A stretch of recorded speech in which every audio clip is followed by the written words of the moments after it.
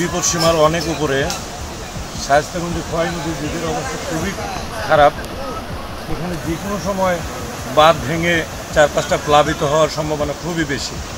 আসলে এলাকাবাসী আপনারা দেখতে পাবেন সবাই উদ্বেগের মধ্যে আছে, যে তারা তাদের জানমালের নিরাপত্তা নিয়ে খুবই উদ্বেগের মধ্যে দিন কাটাচ্ছে। সবাই প্রায় এই যে ব্রিজের পাশে এসে কিংবা বাঁধের পাশে এসে দাঁড়িয়ে উদ্বেগের সাথে সময় খাতন করতেছে।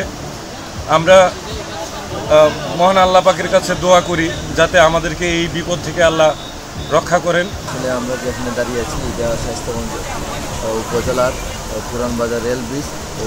এই পাশে খোয়াই নদী, ভারত থেকে আসা খোয়াই নদীর পানি অত্যন্ত বিপদসীমার উপর দিয়ে প্রবাহিত হচ্ছে।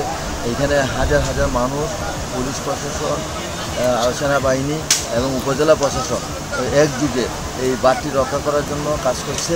ইতিমধ্যে আপনারা দেখছেন যে আমার পিছনে যে বৃষ্টি অত্যন্ত ঝুঁকিপূর্ণ রয়েছে, রেল বৃষ্টি, এবং সামনে যে ব্যারিকেডটা রয়েছে এটিও অত্যন্ত ঝুঁকিপূর্ণ রয়েছে। ইতিমধ্যে আমরা উপজেলা প্রশাসনের কাছ থেকে জানতে পেরেছি যে বালির বস্তা দিয়ে বাঁধটি আটকানোর সর্বোচ্চ চেষ্টা করছে। এই